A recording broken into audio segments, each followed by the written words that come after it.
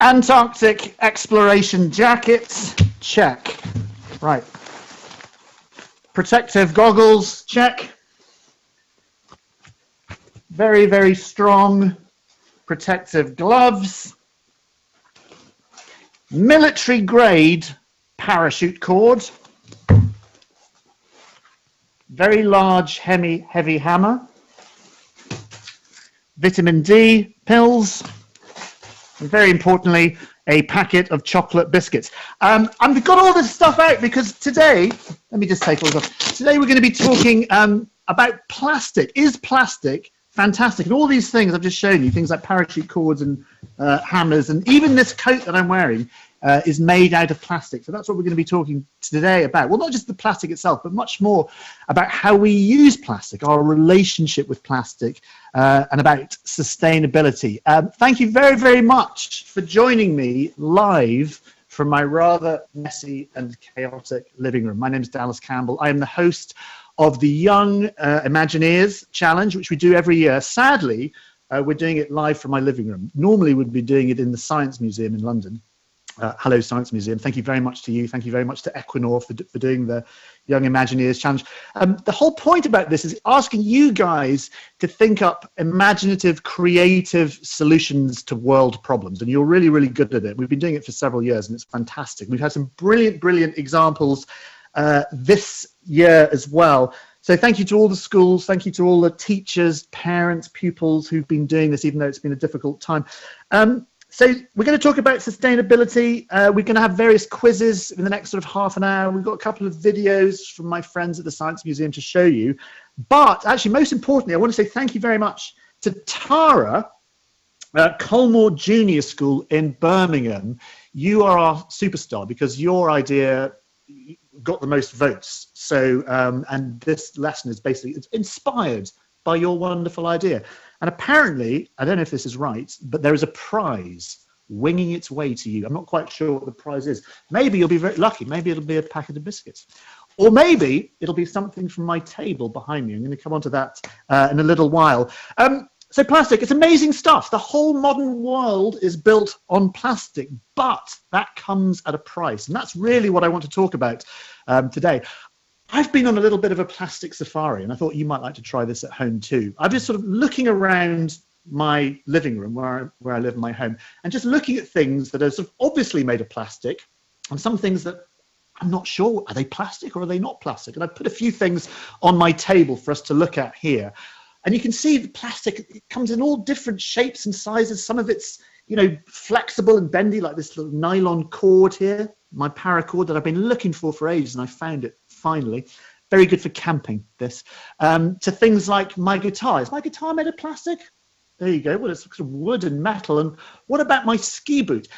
It's snowing outside, so I thought I might try a little bit of skiing later. I might go up to Primrose Hill and do a little bit of skiing. So I got my ski boot out there. That's very, very hard material. What about things like my drinks container? There, my orange juice. Well, that's made of cardboard. So is there plastic in that? I've got a cup of tea there later. What's a cup of tea got to do with plastic? I've got an old camera there, a sort of security camera. So technology uses a little bit of plastic.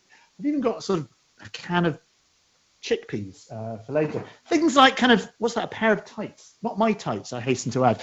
But anyway, have a little look at that. What do you think's made of plastic in that little pile of stuff? You're allowed to talk amongst yourselves. I won't be able to hear you. And what do you think isn't plastic? I'm going to come back to that a little bit later on. I should say as well, the chat box, is this a good idea? It's open, so you can ask me questions in the chat box, and they're going to be sort of filled. Some of them have come in already. We've got some questions, so just so you know how it works. I'm going to read this question because this person is clearly brilliant. Amy Shackleton, she says, is that from? Yeah, that's from. This is Amy Shackleton. Hello, Dallas Campbell. That's me. I love the science of stupid. You are awesome. Amy obviously has fantastic taste in science television programs. So thank you very much. So keep those questions coming. I'm going to sort of dive into them when we have a moment, and we'll ask them. Right, a little bit of a slide first. Just a few, you know, we talk about sort of the uses of plastic and just how the modern world is really, really built on plastic. But here's, when we talk about the word plastic, what actually do we mean? Well, of course, plastic is generally made up of hydrocarbons, so hydrogen and carbon atoms, which are sort of strung out in long molecules called polymers. And we're going to hear a little bit about polymers later on from my friends in the Science Museum. But even my big coat here, I was sort of looking at the label to see what it was made of. And lo and behold, it's made of polyamides. But you would have heard of things like polystyrene and polyurethane and all these kinds of things. If it's got the word poly in it, it's probably made of plastic. Now, I've got a little slide. Egla, can you put the slide up? I've got a little slide with some facts, which I think are absolutely, I mean, I was just looking at these the other day.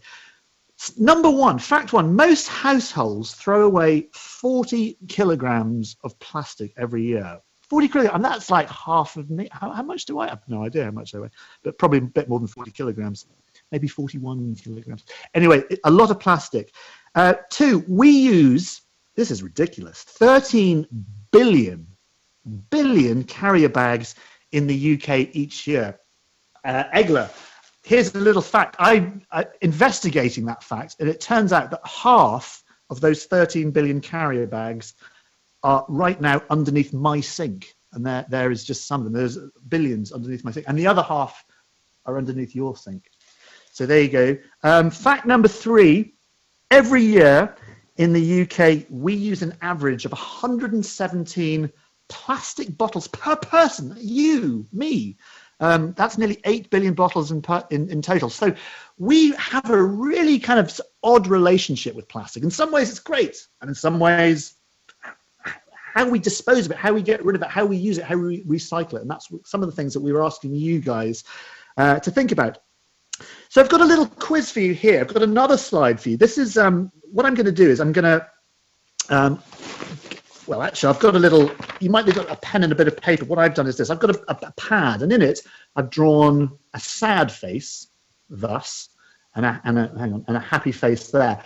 I'm going to read out 4 statements, and I want you to decide which column the statement goes in. So if it's statement number 1 and you think it's a good thing, it'll go in the happy face, or a bad thing in the sad face. So do that. If you've got a bit of paper at home or at school or wherever you are, or actually you can just sort of shout it out to your teacher or your parent or your carer, whoever you're with, and we'll have a little go. So my first statement, I think we've got a slide for this as well. I think this is, this is some amazing things here.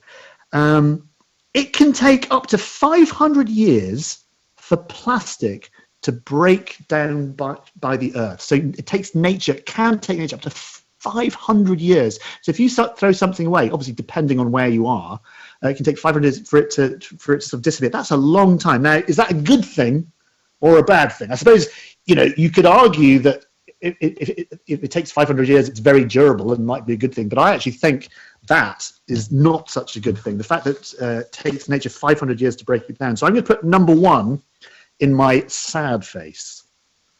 Number 1. Statement 1 can go in there. So there we go. That's the first one. If you've got a little smiley and sad face thing too. Wait, mate, you can put it anywhere you want. Statement number 2. Plastics can have lots of different properties, such as be strong, flexible, be different colors and shapes. What do you think? Is that a good thing or is it a bad thing?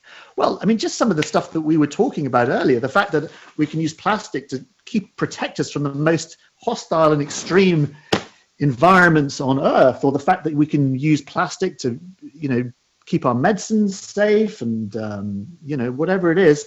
I actually think plastics are kind of wonder materials, really. They are. I mean, the uses we can use and the fact that they can be in different forms is pretty amazing. So I'm going to put my number 2, I'm going to put that here in the happy. So there we go. We've got one good, one bad. Right. What about number 3? Plastics can be cheap to make. Well, it's certainly true. If you think about all our food that's wrapped up in plastic, the fact that our food is in plastic means that it doesn't cost much. So I suppose in some ways, it's good. It's affordable. It means it's sort of revolutionized the modern world in so many different ways. The fact that we can do stuff with plastics, microelectronics, everything in the modern world really relies on plastics. However, the fact that it's cheap, and I think this is the important thing, means that we don't often value it enough because we don't even think about it. It just gets thrown away, and once it's out of sight, it's out of mind. So the fact that it's so cheap has a negative drawback as well. So it's kind of a good thing. and a bad thing. I'm going to put that sort of somewhere in the middle. I'm going to put the 3 there. There we go. So my number 3. Good things and bad things about that. What about number 4, the final one? Over half of all plastic waste ends up in landfills or in the ocean. I can't believe, I mean, over half. You think about how much plastic we use, the fact that half of it ends up in landfill, buried underground, where it's not going to rot for 500 years, or actually in the oceans itself. A lot of plastic ends up in rivers, and of course rivers take everything out to the ocean. Just imagine what that's doing. You will have seen programs like Blue Planet, and people like Liz Bonn, and a friend of mine did a very interesting BBC documentary about plastics in the oceans. So I'm going to put that definitely there in the 4. So that's my my little column. I think yours might look something like that, or maybe it's different. So anyway, as you can see, plastic, they've got fantastic uses, and it's that balance between, yes, they're brilliant, but yes, we have to think about how we get rid of them. We have to think about how we make plastics more sustainable, and really sort of change our relationship with them. I think we had another couple of questions. I'm just going to read out a couple of questions. Actually, this one, I've neglected to bring my glasses, so I apologize. Lisa and Theo, Theo and Ilana, Theo's 10 and Ilana is 8. Penal want to know how long it takes plastic to degrade and what is the least harmful sort of plastic for the environment. These are really good questions. So I mentioned the figure 500 years, but of course it depends on what type of plastic it is. There are lots of different kinds of plastic, and it depends on whereabouts in the environment it is. So something on, on land, for example, in a city is going to degrade at a different rate to something in the ocean. But what we do know is that every part of the Earth now has waste plastic in it in some forms. Even the bottom of the Mariana Trench, the deepest point on Earth, they found a Coke can or a plastic bag. In the Arctic, the pristine Arctic and the Antarctic, they're finding bits of old plastic, and so it's it's really, really everywhere. What is the least harmful sort of plastic, you asked? Well, new materials that we're going to explore in a bit in this lesson today, bioplastics and other types of materials that can take the place of the plastics that we make from hydrocarbons. So thank you very much for your questions. We've got another one. Hello from Dylan, year 5. Dylan from Acox Green Primary School. No question, just hello. Dylan, nice to meet you. It's lovely to meet you. Okay, so plastics, good things, bad things. They're clearly having an impact on our planet. It's important that we look after things. And this is what this next section is about. The one thing we can do to help is look after things better. And then we'd be producing less plastic in the first place. I'm going to throw over to my friends in the Science Museum, who've got a little demo which illustrates that. As Dallas said, it's really important to reduce the amount of plastic that we throw away, because it takes the Earth a really long time to break down this material. So how do we protect our goods to keep them going for longer? Well, take a look at my mobile phone. How do I protect this mobile phone so it doesn't break, which means that I don't have to go and get a new one? Well, I could use bubble wrap and bubble wrap it all the time and walk around like that, but that's not very sensible. That's not going to work. So what I think we could do is use a special substance. Now this is called D30. Just take it out. Now, if I have a play around with it, it looks a bit like it could be some sort of slime. Ooh, icky, icky. Now I'm going to pop it just there. Now I've got a big, heavy mallet. And what I'm going to do is I'm going to hit this D30. Okay, let's just see what happens. It looks a bit like the mallet was hitting something quite solid, but yet when I pick it up, it goes soft again. Now, how can I use this to protect my mobile phone? Well, let's take a look. So I need it big enough to get the mobile phone in. There we go. So I'm going to encase my mobile phone in the D30, and I need to make sure it covers all the areas, because what I'm going to do is slam that very heavy mallet over the top. Okay, just have to make sure it's nicely encased. There we go. Now, let's give it a go with the very heavy mallet, and we're going to slam it into the mobile phone encased with the D30.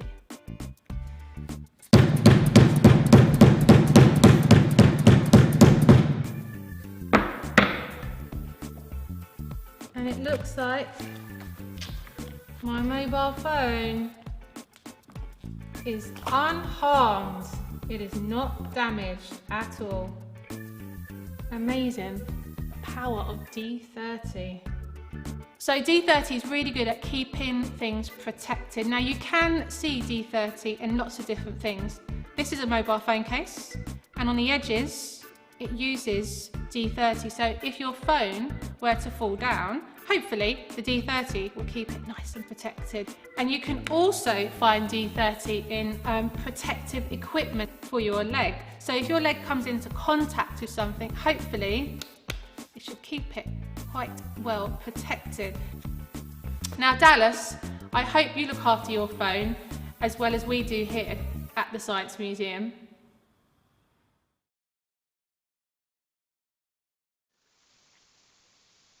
Yeah, I do look after my phone actually, and I don't remember ever in my life taking a mallet to my phone. Here it is. Actually, I love that stuff. That D30 stuff is really, really good, and I've sort of had a play with that before. What I love about that material, it is kind of a wonder material. It was such a good idea, but it's based on a really kind of interesting, fun bit of science that I bet some of you guys who are watching that have played with before. We call it a non-Newtonian fluid, just while you were watching that video, I've just made some, and it's actually just made of, I've got a little container here, and you can see inside this sort of, if I just angle my camera down a bit more, there you go. Now, that's better. Now you can see that sort of liquid inside. This is a sort of corn flour and water mix. So it's 1 part, if you want to make this at home, it's fun. 1 part water, 1.5 parts corn flour, which is the stuff that you make custard from. My favorite pudding is custard. And cake. But anyway, so, and what you do is, and it behaves like a liquid. You can see it's kind of running, but as soon, just like the D30, if you start hitting it, all that flour that's in suspension in the water suddenly piles up and it becomes hard and rubbery, and it's fantastic. So the more pressure you put on it, the harder it becomes. It changes from a liquid to a solid. So that's how you can make your own D30. Don't, whatever you do, for goodness sake, put your phone in this, because you'll probably break it. So there you go. That's your homework assignment for today, is make some wonder material, a non-Newtonian fluid, and you can experiment with that. You can try different ratios, you can try different ratios, different sort of types of things, but I always find corn flour is the best thing to do. Right, we're going to move on. So that's looking after stuff, point 1, very good idea. Always look after your stuff anyway, and then we don't have to produce as much stuff because we're looking after it more. And that's up to you. I mean, you know, very often I think we think that as individuals we don't have much say, we don't have much choice. But if we all collectively decide that we don't want to live in a throwaway culture, and we want things like phones to last a bit longer, then the phone companies start to listen to us, because we really are in control. Okay, Mary from Ethnes Primary School, and Alice from Bedgrove Junior School, thank you very, very much for your entries. You guys were talking a little bit about recycling, which is what we're going to move on to next. So thank you very, very much. They believe the way forward in making the planet a better place to live is finding better ways to collect rubbish and to recycle more. Now, we all probably recycle now. It's a very common thing to do. We have recycling bins, but even so, recycling, it's still a little bit tricksy. Some bits of plastic can be recycled and some bits can't. Depending on where you live, we have different recycling rules. So maybe you guys could come up with an idea of making a much more standardized way of recycling.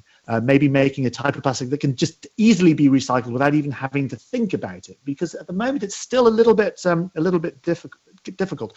And of course, recycling is useful because it means that rather than just burying stuff or it ending up in the ocean, it can be broken down and used again. And it's worth exploring, actually. Recycling plants now are absolutely amazing places, all kinds of fantastic technology that helps us recycle. And again, it's like you might think, oh, well, this is something that only grown-ups have to think about and I don't have to worry about it, or whatever, my ideas won't count. One of my favorite recycling stories ever was a guy, Boyan Slat, who was a young guy, who was 16 at the time, who had this idea for collecting and recycling all this plastic that's in the ocean. There's a part of the ocean, it's called the Great Pacific Garbage Patch. And because of the way the ocean currents swirl, a lot of that plastic in the ocean ends up in the middle of the Pacific in an area, a particular area, a sort of plastic island, if you like, which is around about twice the size of Texas. It's absolutely enormous. So Boyan came up, just like you guys, the young Imagineers, came up with a bit of technology, basically a floating boom, a long boom, which you drag out to sea, which has a sort of a net underneath. It was actually not a net, so fish don't get caught up in it. But all the plastic drifts into it. And this boom is a sort of passive device that collects all the plastic, and then boats can come and collect it up. And it's a really, really simple idea. And he was a young kid who put this idea out on the internet, and everyone got behind it. They're like, yes, it's absolutely brilliant. And it became a reality. And it's now worth exploring. The largest cleanup in history. It's called the Great Ocean, the Ocean Cleanup is what it is. It's worth, after this lesson, if you're interested, have a little look at Boyan Slat's idea, have a little look at what they're doing. Not only are they just cleaning up the ocean, they're also taking some of that plastic that they collect, and they're now making products out of it. I think you can buy sunglasses and that kind of idea. But it's a really good idea. It's a really good example of people power. It's a really good idea of just one person identifying a problem, coming up with a solution, and rather than saying, oh, no one's going to listen to me, actually putting it out there and getting a bit of momentum behind it. And it doesn't matter whether you're a professor or you're in the fifth year. Your ideas matter, and that's what we're looking for: creativity to address some of these problems. Okay, we're going to do a little bit more about my plastic safari. I asked you at the beginning, can you identify the things on my table which are made out of plastic and the things which are not made out of plastic? So guitars, I've got a kind of an action man figure. That actually is me. That's a 3D printed model of me. But what's it made out of? We've had our little orange juice carton there, a camera, a cup of tea, a pair of tights, a can of vegetables, a clapperboard from a fill sheet, and of course my ski boot, which I might get out later. It's quite some of them are, you might look at them and go, they're obviously made of plastic. But what I want to do is I want to throw over to my friends at the Science Museum again, who I think are playing the same game, what's plastic and what isn't plastic, and I want to see how they get on before I reveal my solution. That's right, Dallas. There are loads of objects that I bet you didn't know were made of plastic. Let's take a closer look. Hello and welcome to the Science Museum and to Wonderlab, the Equinor Gallery. My name's Alexandra, and today we're going to be looking at the wonderful world of plastics. Now, plastics are all around us, but I wonder if you can sort your plastic fact from plastic fiction. Now, I've got a whole bunch of items down here, and I'm going to test my friend Sevinch to see if she can sort out what is and isn't a bit of plastic. Now, she's going to have 15 seconds. So over to you, Sevinch. Good luck.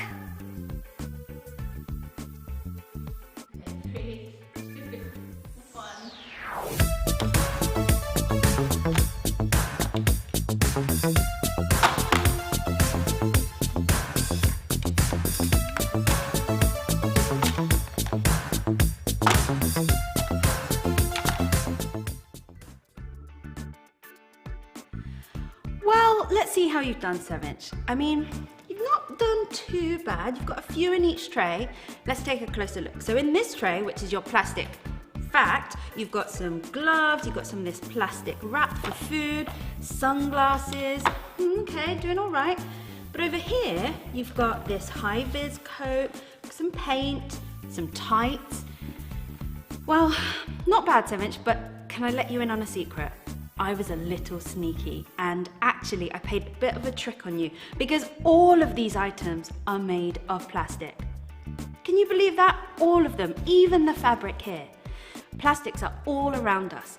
We use them for hundreds of different things, from the tights you wear maybe, to the water bottle that you're drinking from, to even the wheels on the bus that you get to school. Now, all plastics are something called polymers. Now, polymers can either be natural like tar or tortoiseshell or amber, which is sap from a tree, or they can be synthetic, like polyester or polystyrene. You might recognize those from clothes or those cups that you drink from.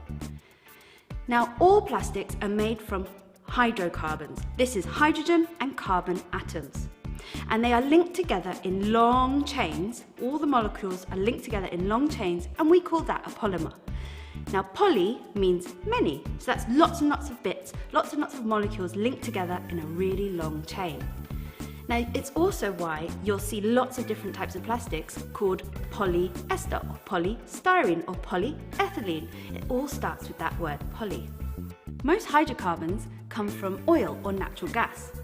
And during processing, different additives are mixed in, and when this happens, it can change the property of the plastic, and we get different characteristics in our plastics. So that's why we can get hard plastic like this, or nice floppy ones like this material. But there is a downside, because do you think all plastics can be recycled? No. And in fact, a lot of plastics end up going to landfill. And when they're in landfill, they take hundreds upon hundreds of years to break down. And that's not ideal. We don't want to be sending stuff to landfill. Now, scientists and engineers are always working to find new and better ways to improve the technology and the plastics that we have around us. And one of the things that they've been working on is creating water-soluble plastic. And I have some of it here right now. Let's take a look. So this stuff is ecofilm, and it's a plastic that's made from plant matter. Now, it doesn't look like much here, but what it's used for is it's an alternative for this stuff, cling film. Hands up who's got cling film in their house. You might have wrapped your sandwiches up in it, covered the top of food when you've got leftovers. Now, quite often, cling film ends up in landfill. And when it's in landfill, it takes hundreds upon hundreds of years to break down. So scientists and engineers were looking for an alternative to it, and that's where ecofilm comes in. This stuff, like I said, is made from plant matter, and it's biodegradable. So instead of popping it in the bin, when you're done with it, when you finish your sandwiches, instead of throwing it away, you just pop it in some water, and it should dissolve. So let's take a look. Let's pop it in there. It's got a nice piece. Now, it won't do it straight away, but you can already see that it's starting to mold together and it's starting to melt. It'll take a little while, longer than we have now, but if I was to leave it in this glass for the rest of the day, it will just dissolve completely. And I can put this glass down the sink and it's absolutely fine. It's made of biodegradable materials. So it's pretty cool. It's so much better than sending cling film to landfill. Back to you, Dallas, to hear about some of these incredible competition ideas.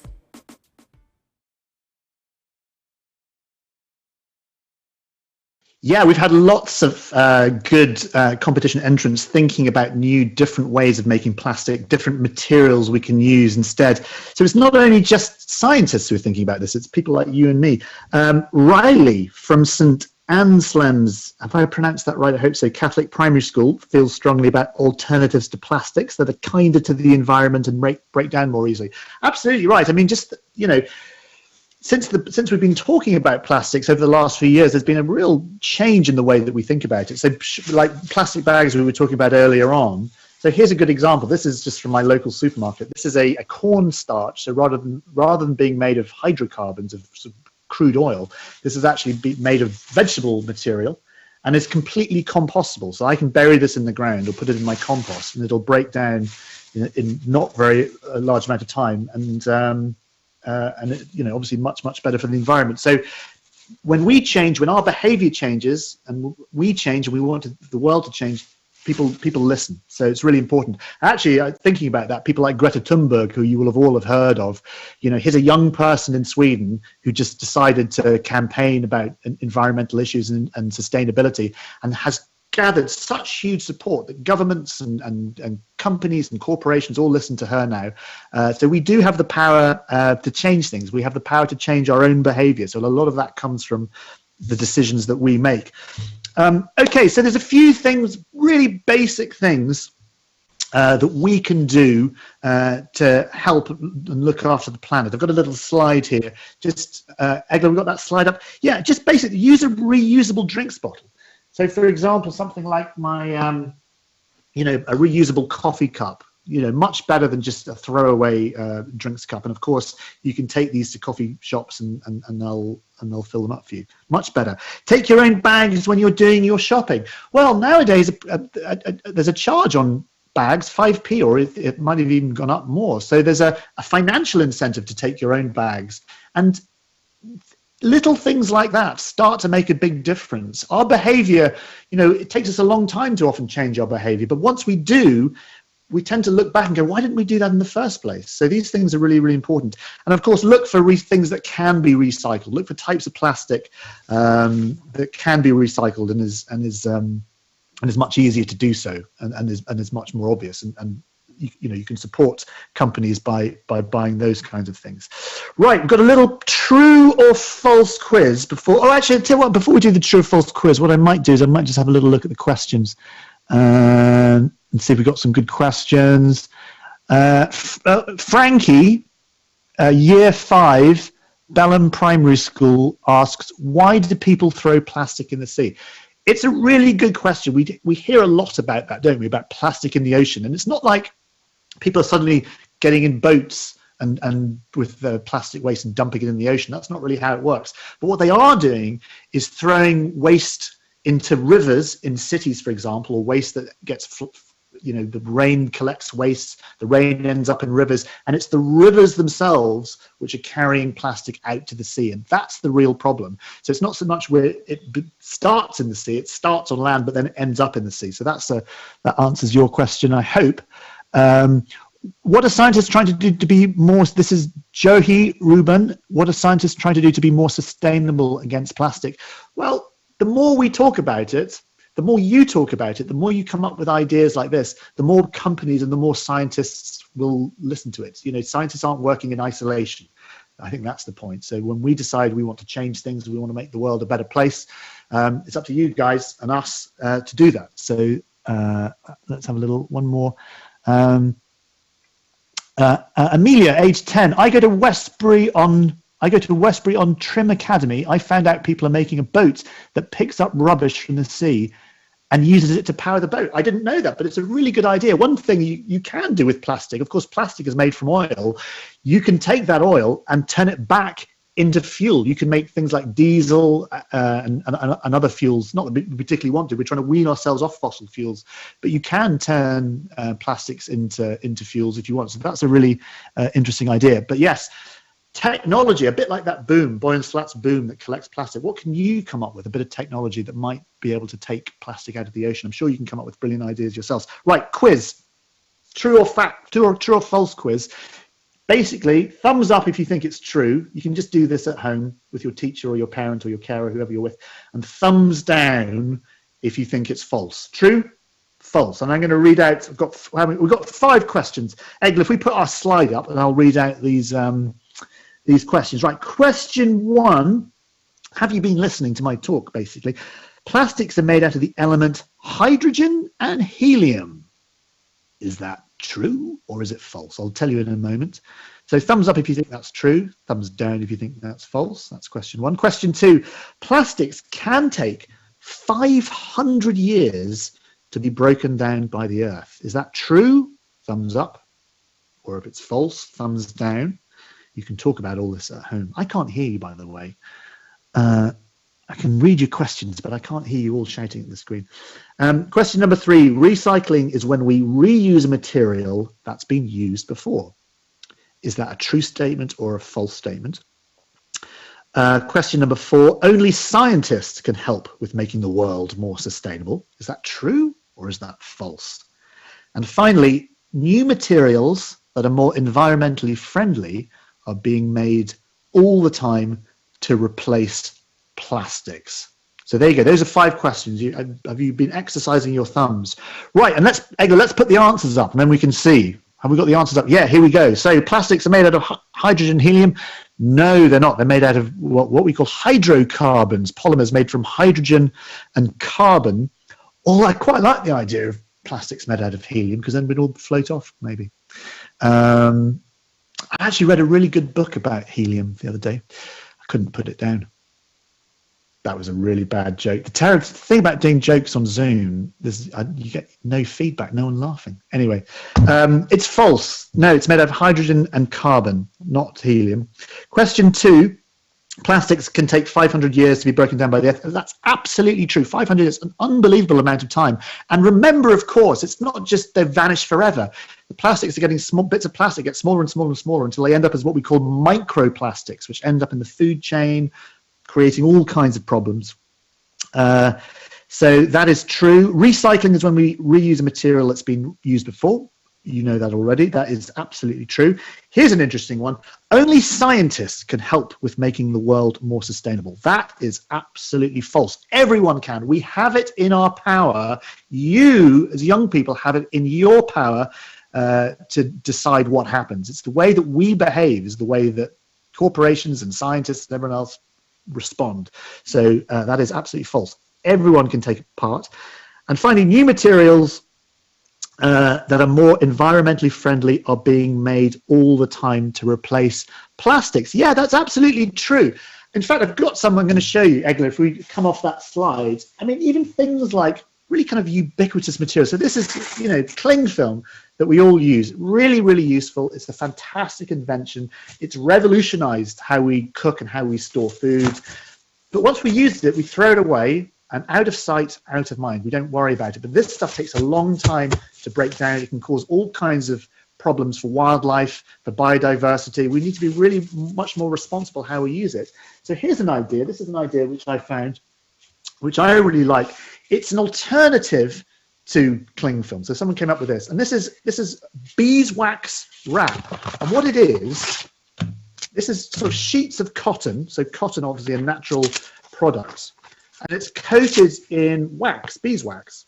So it's got a kind of, it feels a bit like cling film. And what you can do, let me get a sort of a bigger sheet out, you just wrap things up in it. So if you've got a bowl of stuff that you want to cover, and normally you'd use cling film, well, now you can use this stuff. And the great thing about this, you don't throw it out. You can just use it, you can just clean it. But it has exactly the same properties of cling film, but doesn't have all the environmental problems. Someone came up with this. Someone had this idea and thought, how can we change that? And that's how we improve things in the world. People like you coming up with simple ideas, brilliant ideas, getting a bit of traction behind them, not giving up on them. And eventually, you can take things to the marketplace, and then suddenly things like this exist. And then we all change our behavior. So there we go. So that's kind of, I'll tell you what, before we go, I'll see any more questions. When was, this is Rosie. This is a good question, actually. Hello, my name's Rosie. I'm from Wendell Park School. I want to know how eco-friendly plastic is made. Oh, that's a good question. Well, we've been talking about that. So plastics, you can make polymers out of all kinds of different things. Things like potato starch, for example, you can make bioplastic. So vegetables, mushrooms, corn, all kinds of things you can make plastics out of rather than using crude oil. So that was a good question. Oh, I forgot. Yeah, Isla from the Dragon School and Leighton from Cubit School both think that biodegradable PPE face masks could be invented for doctors and nurses to help patients, but also help the planet. Thank you very much. I was going to come on to that, Isla and Leighton. Thank you very, very much indeed. So these things, I don't know about you, but I've been seeing these everywhere, all over the pavement. I live in central London. I see them everywhere, and it drives me crazy. You might not even think that they're made of plastic, but even, I mean, these ones are made of a sort of cotton type material, but within that, there are still plastic elements to it. There's a little strip, a nose strip, which is made out of plastic here. The glue that holds it together has a plastic component. And of course, this elastic here is made out of components. So maybe you can think of a better way of making masks that are still safe for us to use and protect us and help us, but are going to be slightly less damaging to the environment. Yeah, it drives me crazy when I see these masks everywhere.